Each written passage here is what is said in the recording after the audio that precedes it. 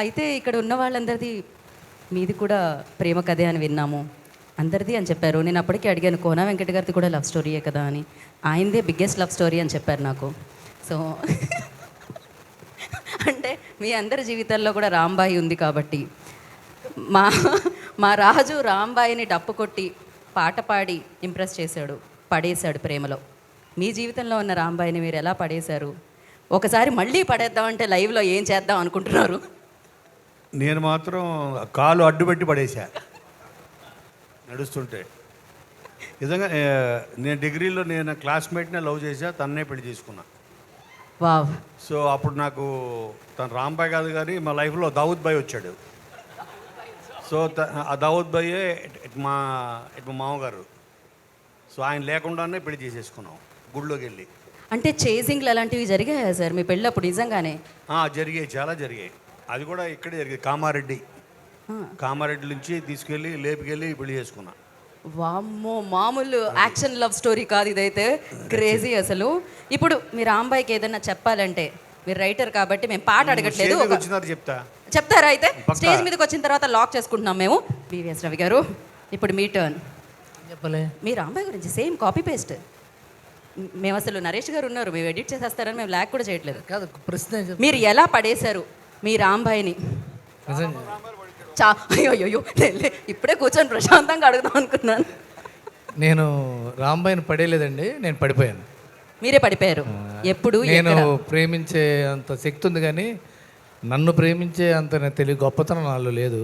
నేనే అమ్మాయిని ప్రేమించి పడిపోయి కాళ్ళ పడి ప్రేమించి పెళ్లి చేసుకున్నాను. నాకు మా ఆవిడకి నేను లవ్లో పడిపోయి బతిమాలి పెళ్లి చేసుకున్నాను. సో మీరే బతివిలాడి పెళ్లి, మీరు ప్రేమించారు, ఆవిడ ప్రేమించాల్సి వచ్చేలా చేశారు. అంతే అంతే అంతే, దాన్ని కంటిన్యూ చేస్తున్నాం కొన్ని సంవత్సరాలుగా. Okay, thank you so much అండి. నా ప్రేమకి ఏంటంటే గొప్ప ఇది స్పెషాలిటీ. మా ఇంట్లో ఏ సమస్య వచ్చినా నేను ప్రేమ చూపించే దాన్ని మాయ చేసి శక్తి. అదే ఇప్పుడు మీరు ప్రేమ అంటున్నారా, ప్రేమని మాయ అంటున్నారా? ప్రేమని మించిన మాయ అన్న ఉంటే ఒక్కసారి లేచి చెప్పండి, ఇక గ్రౌండ్లో ఉన్న వాళ్ళు ఎవరన్నా, మీరు చెప్పండి పోనీ. ఓకే, సో ప్రేమే మాయ, మాయే ప్రేమ.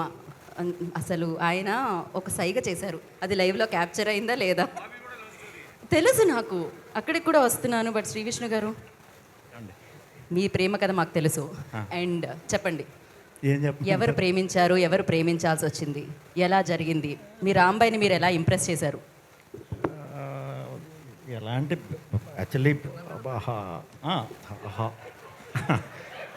మనం హానెస్ట్గా ఇది ఉంటే ఎవరి లవ్ అన్నా సక్సెస్ అవుతుంది. అలాగే నాది, నేను హానెస్ట్గానే లవ్ చేస్తే సక్సెస్ అయ్యింది. హానెస్టీతో లవ్ చేశారు, హానెస్టీతో పడేశారు మీరు. నేను ఇంకా మీరు మీ టైమింగ్తో పడేశారేమో అనుకున్నా. లేదు, ప్రేమ లేఖలు, వాట్సాప్ మెసేజ్లు, ఫేస్బుక్లో రిక్వెస్ట్లు. లేదు, హానెస్టీలో అది కూడా భాగమే. ఏదైనా హానెస్టీ అనేది ముందు పెట్టాలంటున్నారు మీరు, అంతే కదా? ఓకే,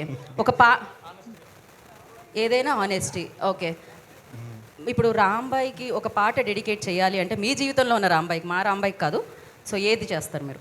అప్పుడు మాకు ఎక్కువ వర్షం టైం అండి, అది ప్రభాస్ గారు వర్షం మెల్లగా అవి కురవని, సో ఆ టైం అనమాట. సో అది వేసుకోండి, అదే పాట వేసుకోండి. ఈ ఆన్సర్కి వెనకాల ఆ పాట వేసుకోండి, కాపీ రైట్స్ రాకపోతే. So thank you so much Shri Vishnu గారు. ఇప్పుడు మనం బ్లాక్ బస్టర్ డైరెక్టర్ దగ్గరికి వెళ్దాం. బాబీ గారు, మీరు ఫస్ట్ మీ గ్లామర్తో పడేసి ఉంటారు ఖచ్చితంగా. ఆయన ఎప్పుడు చూసినా అప్పుడే ఫ్రిడ్జ్లోంచి తీసిన సిమ్లా యాపిల్ పండులా ఉంటారు. ఆ గ్లోకి సీక్రెట్ ఏంటి అనేది నాకు ఇవాటికి తెలియదు. నేను ఇంత మేకప్ వేసుకున్నా వచ్చి చావదు. బట్ ఎస్, మీరు చెప్పండి. అఫ్ కోర్స్ మీ అందంతో పడేశారు, అది వేరే విషయం, కానీ ఎలా పడేశారు? అప్పుడు అంత సీన్ లేదు, అప్పుడు నార్మల్గానే ఉండేవాడిని. యా, సో 9th క్లాస్ చదువుతున్న అమ్మాయిని ఇంటర్మీడియట్ ఫస్ట్ ఇయర్లో ఉన్న నేను లవ్ చేసి ఇండస్ట్రీకి వచ్చిన తర్వాత రైటర్ అయ్యి ప్రేమించి వాళ్ళ పెద్దలను ఒప్పించి పెళ్లి చేసుకున్నాను.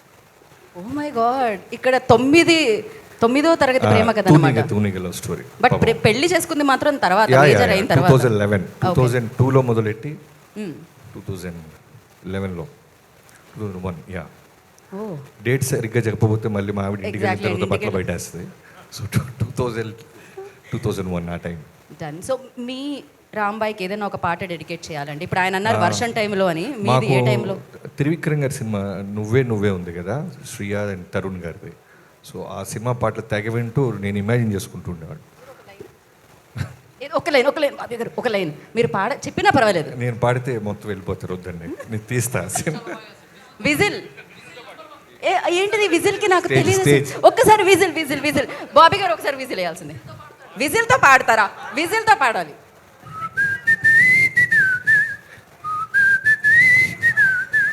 నా మనసుకే,